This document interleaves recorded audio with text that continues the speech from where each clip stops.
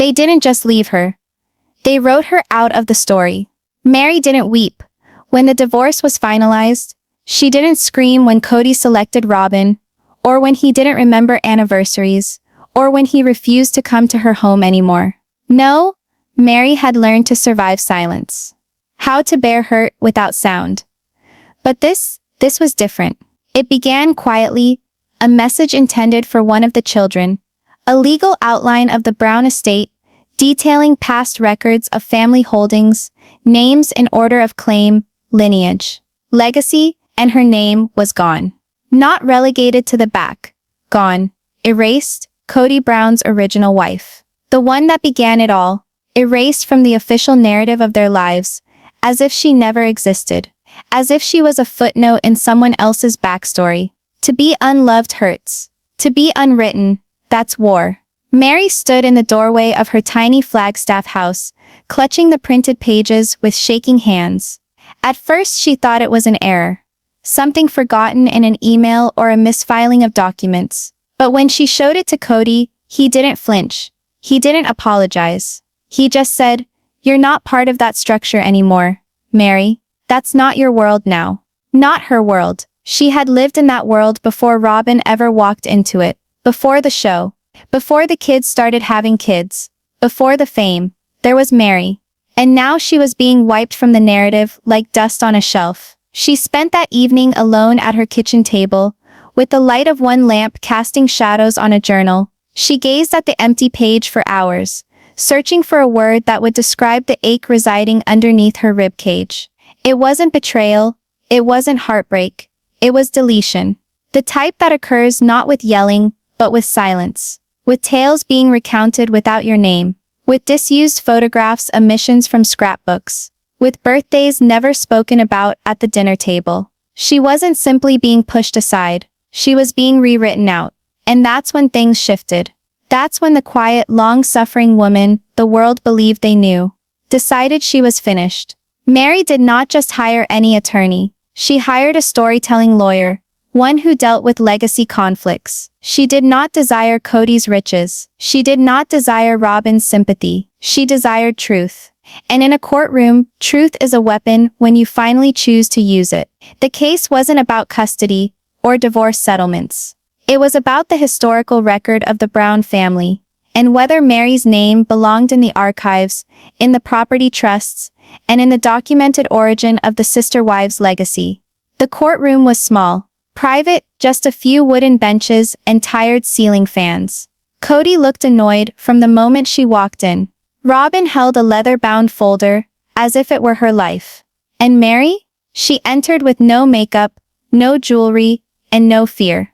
She sat down, unmoved, and stared directly at the judge. "I'm not here to erase the past," she said.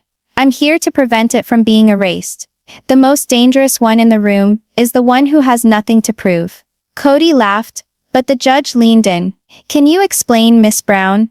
Meri opened a folder and drew out photographs, letters, receipts, journal entries. The start. It all. She spread them out like a chronology. "This is who I was. This is what I had.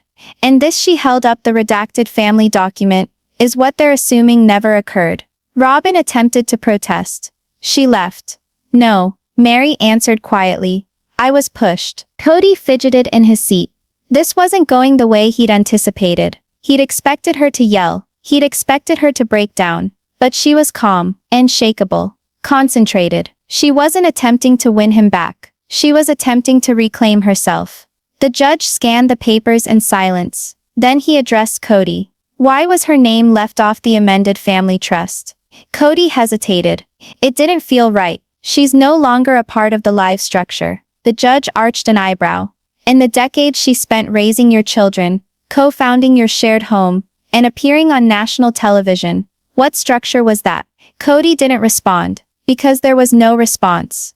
Meri sat silently, observing him squirm, not out of revenge, but out of profound, deserved insight. She had been the foundation, and they had built over her. You can bury a woman, but don't expect her to rise up stronger than the house that forgot her. When the court took a recess for the day, the judge still hadn't made a decision. But Meri didn't require a verdict to understand that she had won something. She left with her head held high, not because she was powerful, but because she had presence once more. And outside the courthouse, the sun highlighted her gold hair as the breeze caught the gold edge of her scarf. Christine stood beside a tree, a warm cup and a sly smile in her hand.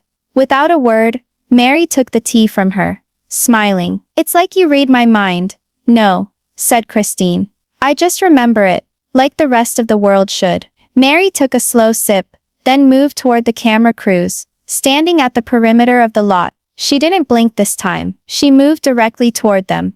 Let them tape, let them speak, let them recall. Meri hadn't gotten this close to Kody's eyes in more than a year, not in the real world, not with a camera or studio people between them.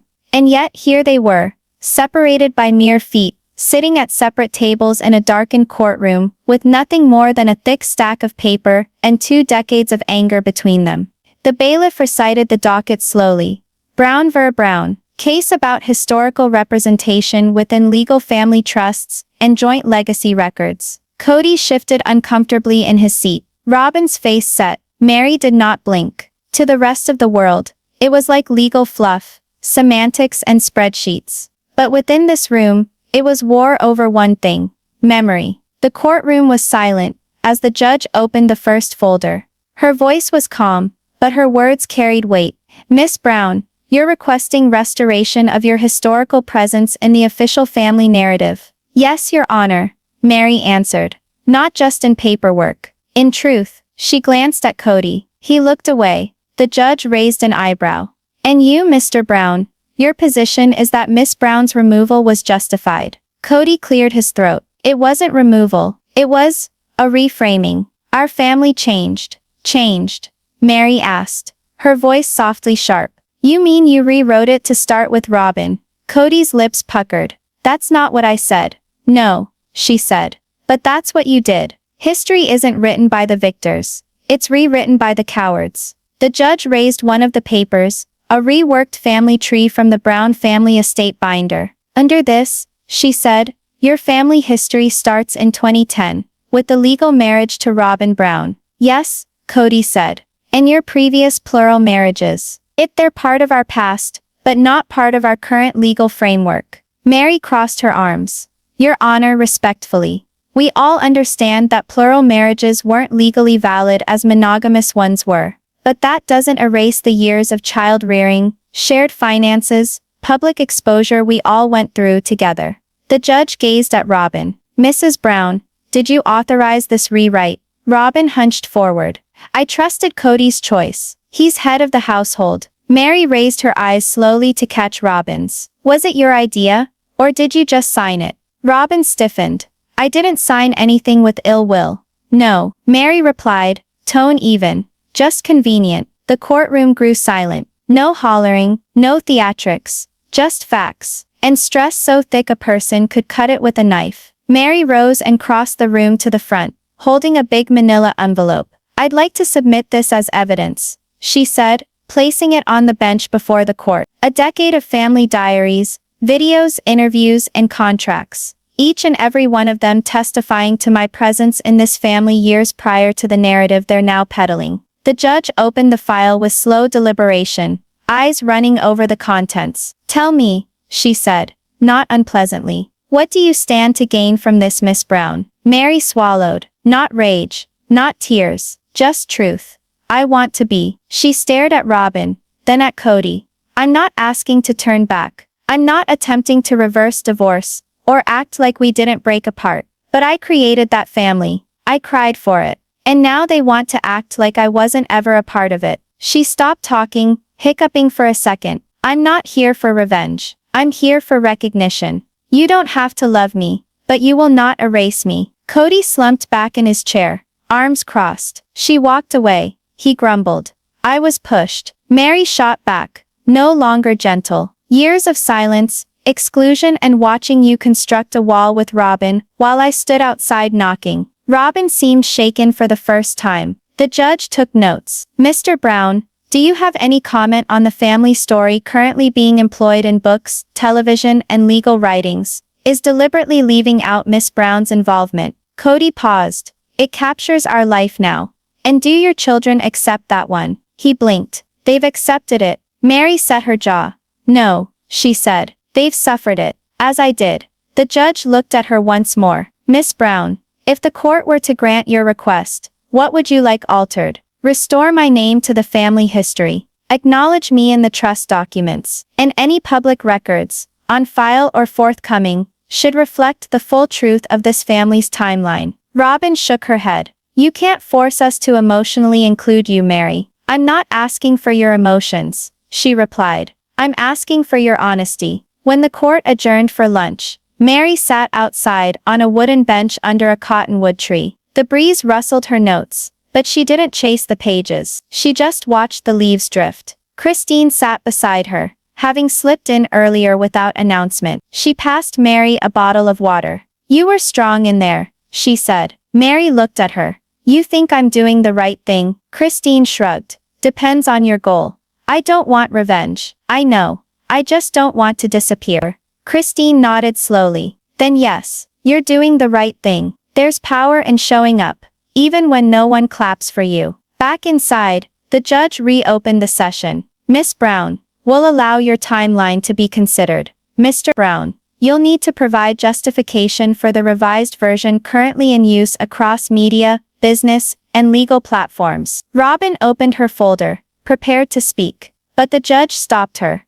I'd like to hear from one of the children. Kody blinked. They're not involved in this case. They're part of the history in question, the judge said. They deserve to be heard. Christine smiled faintly from the back bench. Meri's breath caught, and then as if summoned by fate, Leon entered the courtroom. Once known to the public as Mariah, Leon was Meri's sole child. They had endured years of space, of rebuilding, of unspoken reconciliation. But now Leon stood tall and unruffled. I'd like to say something, they said. Kody's face dropped. Meri sat up straight, shocked. The judge gestured. You may. Leon approached the front, scanning the room. I lived in that house, they said. I saw how it began. I know who kept it going. They regarded Robyn. You're a mother figure, but you weren't the architect. Then at Kody, you forgot the blueprint. Then at last, at Meri, you didn't do everything perfectly, Mom. But you were never invisible. Not to me. Legacy is not what you leave.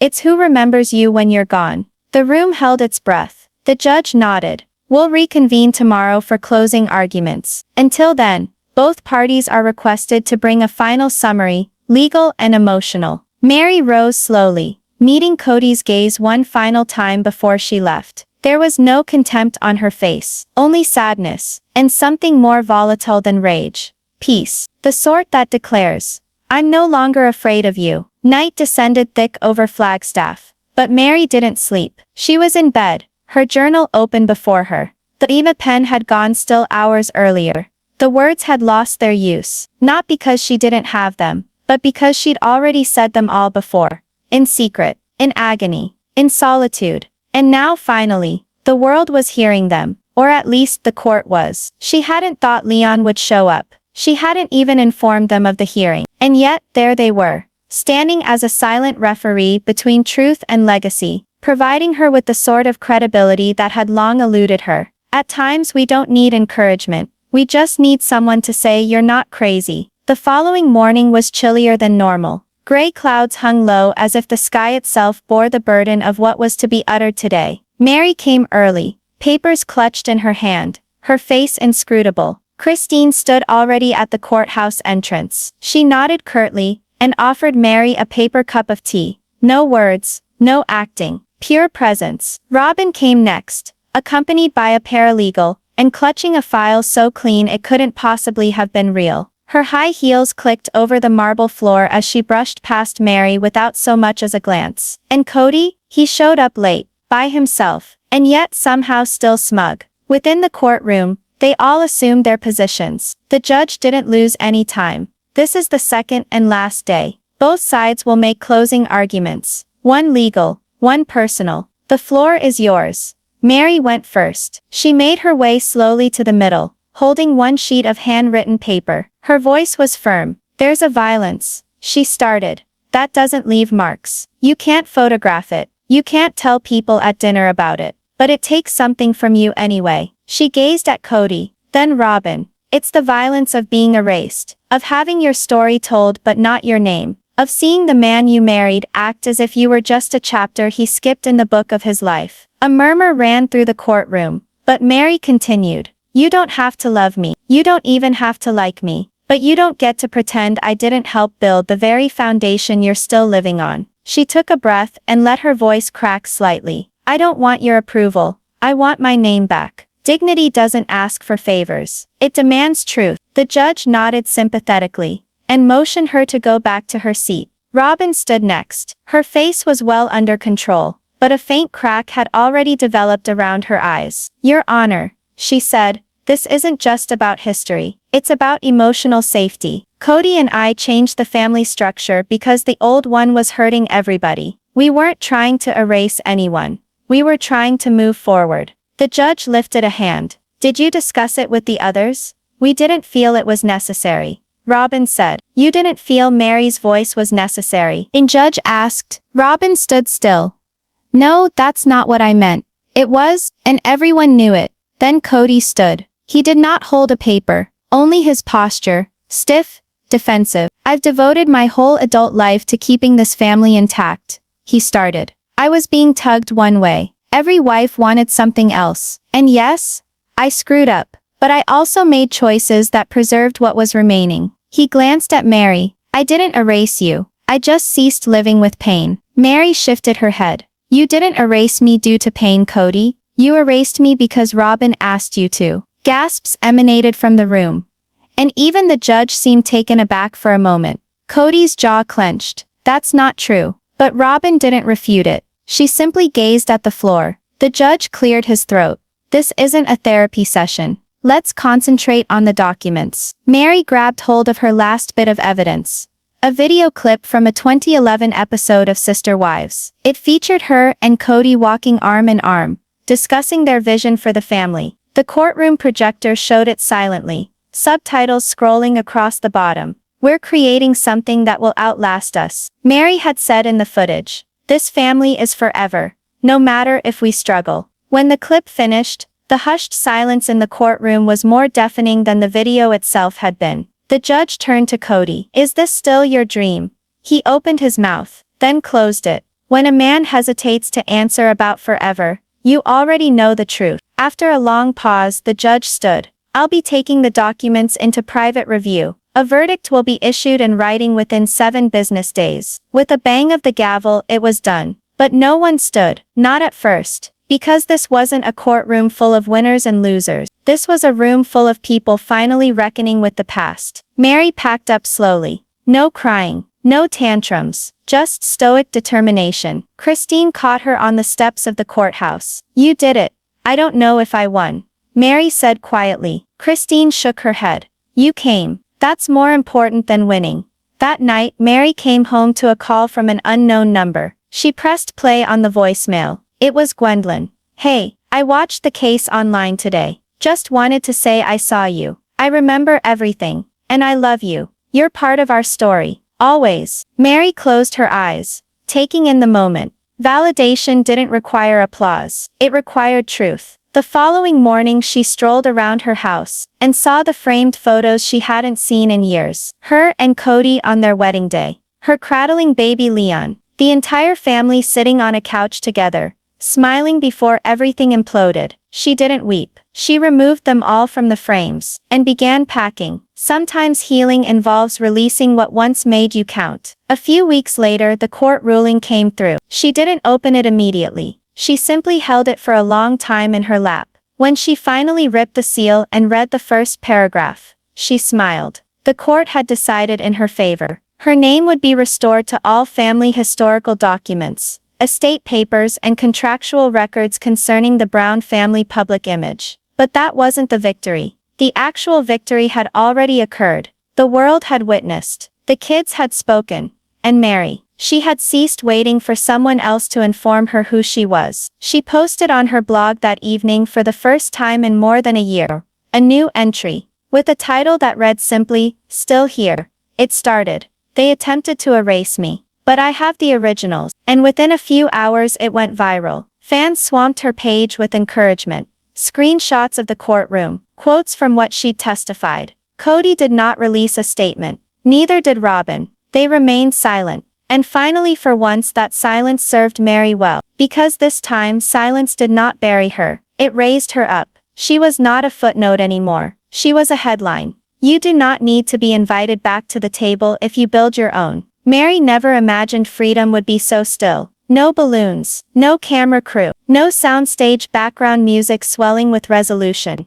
Just her, standing in her kitchen, clutching a cup of coffee she made for no one but herself. She had won. On paper, that is. Her name was returned to the Brown family records, legacy trust and public record. The court had recognized her presence, her role, her contribution. It was official now. But in her bones, Meri knew the real fight was only just starting. Because you can reclaim a name. But reclaiming respect, that had to be won all over again, this time from herself. The battle to win is one thing. Figuring out how to live afterwards, that's the hard work. The win made headlines. Sister Wives scandal. Meri Brown wins legacy rights battle. First wife fights back and wins. Erased no more. Meri Brown's quiet revolution. For years she had played the background character. The one the fans pitied. The one the critics laughed at. The one overlooked in the wake of Robyn's mascara-smudged confessions and Kody's frantic flips of hair. But now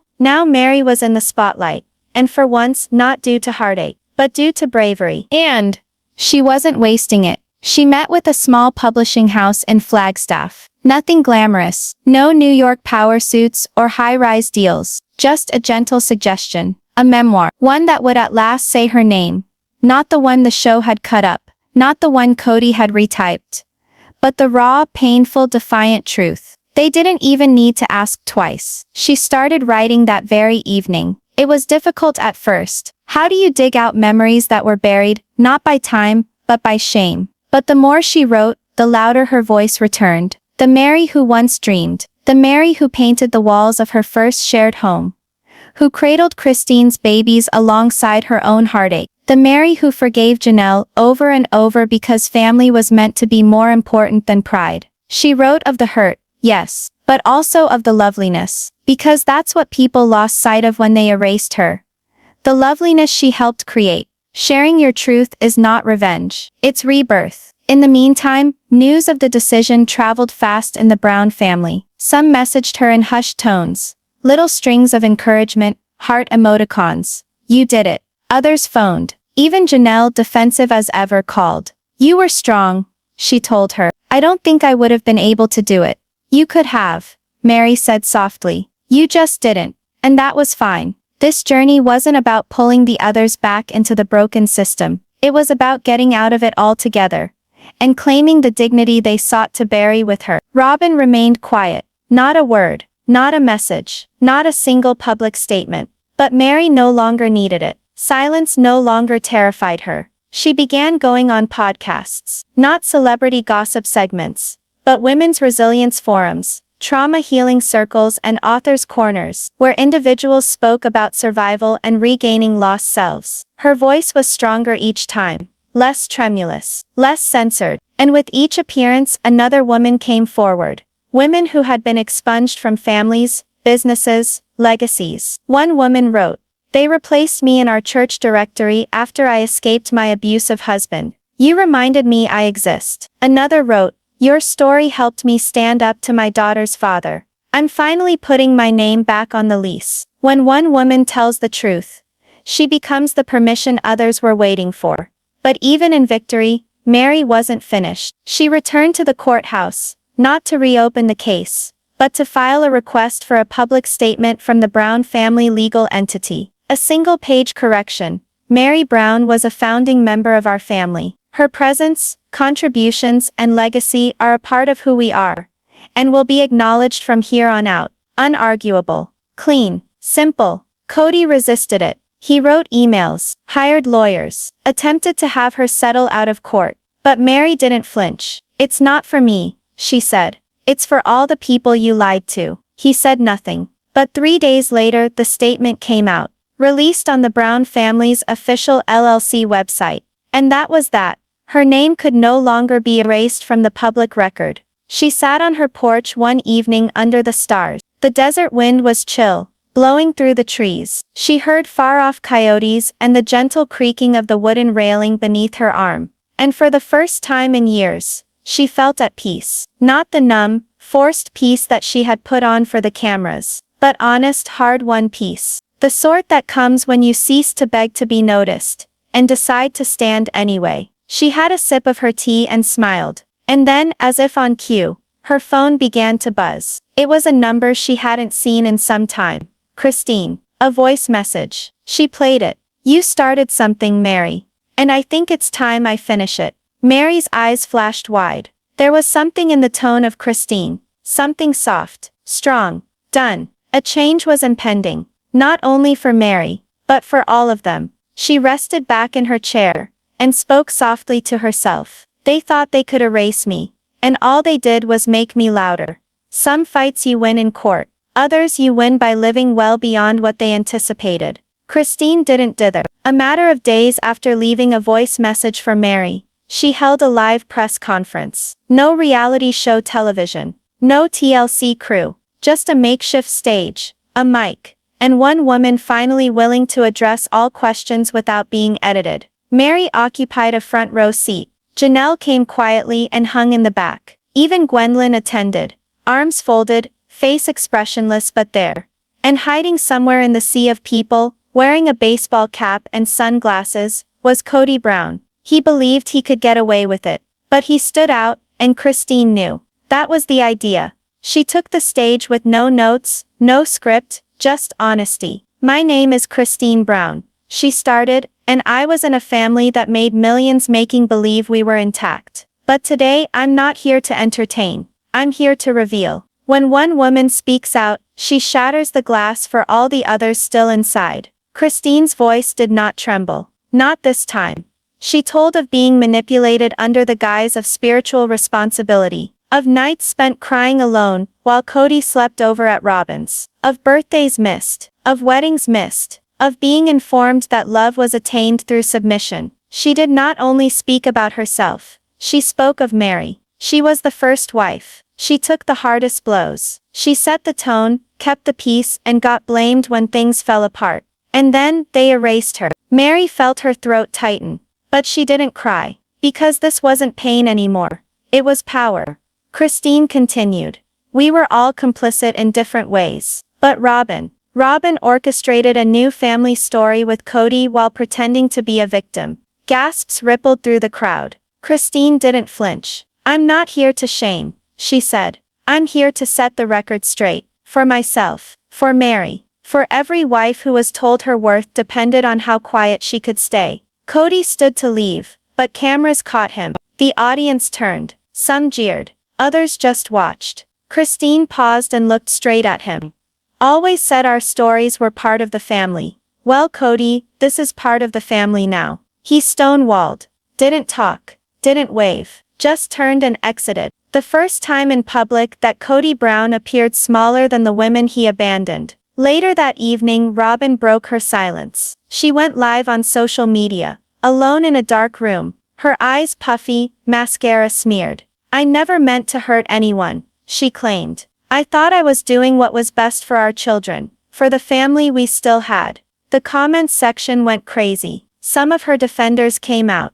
Most did not. "You sat by and watched them get pushed aside and did nothing. You altered the timeline because it painted a better picture of yourself. Kody's decisions were heartless, but you gave him the pen." Robyn shut down the stream early. The internet doesn't forget, and this time it was not Meri's responsibility to bear the blame. Meri's phone was buzzing back at the house. Offers, endorsements, collaboration requests. But she didn't answer them. This had nothing to do with branding now. It was all about completion. She looked at her wedding dress, the one stored away in the attic for years, yellowed now, brittle at the sleeves, not something you ever put on again, not something you put on display. But she hadn't discarded it. She folded it in half and put it in a memory box marked closed. Because that's what this was now. Not shame, not pain, just a chapter no longer required to be read aloud. She got a letter that week. From a surprise sender. Not Robyn,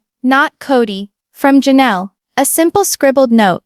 You did something none of us had the guts to do. You spoke the truth, and you didn't apologize for it. I don't know what happens next for any of us, but I do know we're better because of what you did. Meri sat silently, reading it again, and again, and again. And then she grabbed her phone. Not to tweet, not to post, but to text Janelle back. Then maybe it's time we stop surviving and start creating. Healing doesn't necessarily mean reconciliation. Sometimes healing means reinvention. Christine's press conference was front-page news, podcasts, talk shows, think pieces. And in a surprising turn that shocked even Meri, a documentary producer contacted her, offering Meri the opportunity to co-produce a docu-series on emotional erasure, legacy wars, and the unseen cost of spiritual polygamy. She didn't respond right away, but she didn't say no, because the story was no longer hers alone. It was larger now. It belonged to each and every woman who had sat quietly in the shadows, and was now finally prepared to stand. And Kody remained silent. Robyn ceased making public appearances, and fans sensed something odd. The family's joint Instagram pages were fading to black. Brand partnerships were being shelved. Partnerships quietly unraveling. The selective storytelling empire constructed was crumbling. Not in flames. Not in scandal. Just in truth. And that made it so satisfying. The most deafening collapse is the one that occurs in silence, when everyone stops believing the lie. The last scene of the session unfolds quietly. Meri enters the courtroom, not for a case, but for a filmed interview. She sits in the witness box by herself. No audience, no judge, just the camera. And she's asked one question. If you could say one thing to the Meri 10 years ago, what would it be? She smiles, pauses, and says, "Don't wait for permission." Then she directly addresses the camera. "And when they try to erase you, make sure you leave footprints too deep to cover." Fade to black. The desert sun was just starting to set, spilling pale orange across the horizon, when Meri drove back to the old cul-de-sac where it all started. She pulled over across the street from what had once been the collective Brown family property. 4 houses, once close-knit with deception, now nearly vacant. Janelle had moved away. Christine disappeared years ago. Her own home sold. And Robyn? Nobody really knew. Curtains closed, quiet deep.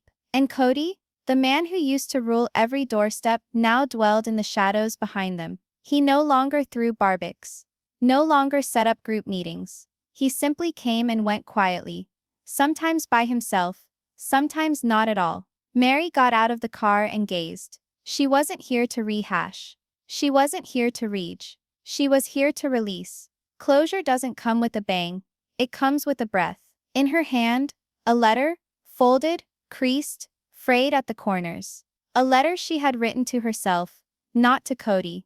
The version of her that had stood on this very sidewalk years earlier, clinging to hope as she disintegrated piece by piece. She read it in silence. Then out loud. "You clung too tightly. But now, you're free." She smiled gently. Then, with silent assurance, she jammed the letter between the bricks of what had been her window. A time capsule for no one but herself. She turned to go, and a voice made her jump. "Meri?" It was Kody. He seemed smaller, not in stature, but in presence. He wasn't holding court anymore. He was just a man. Alone. "I watched your interview," he said. "The one in the courthouse." She nodded. "A lot of people did. I didn't know you felt erased." "Yes, you did," she said. "You just didn't care enough to stop it." Silence.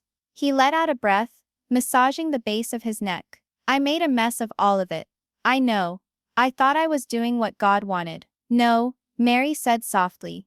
"You did what made you feel important. When truth finally lands, it doesn't need to yell, it just needs to stand." He leaned into his jacket and produced an envelope. "I wrote something as well," he told her, extending it. Meri accepted it, eyes darting across the front. No name, no apology, only her initials. "Why now?" she said. "Because I watched you finally walk away," he told her. "And I realized I never really saw you until you stopped needing me to." She didn't shake. She didn't cry. She simply said, "That's because I'm no longer asking to be seen." She walked away, not with drama, but with clarity. No slamming doors. No final scream. Just the soft rhythm of footsteps, finally headed in the right direction. Weeks passed. The documentary deal became official. Entitled Unwritten Wives, it would delve into what never did make the airwaves: betrayals disguised in family values, emotional labor masquerading as devotion, and what it takes to reclaim their story for women. Meri wasn't only a subject, she was a co-creator. She personally selected which fan letters to read aloud, selected music that would depict not heartbreak, but healing. Christine joined as a guest narrator. Even Janelle consented to be in one last powerful segment, not for gossip, not for revenge, but to reclaim something that had once been holy truth. Rebirth isn't loud. It's just honest. In the meantime, Kody put out a short statement on social media. It read, "The past few years have taught me more than I wanted to know. I respect everyone's choice to tell their story." It received likes, but no one clapped, because the harm had already been done. And for the first time, Kody Brown was no longer the identifier people were searching for. It was Meri. It was Christine. It was the wives. The women who rebuilt from ashes. The family name had changed. The power had changed. The viewers had changed. At the end of the docu-series, Meri is alone in a large sun-filled studio full of empty canvases. She paints one brush stroke, just one across a new white canvas.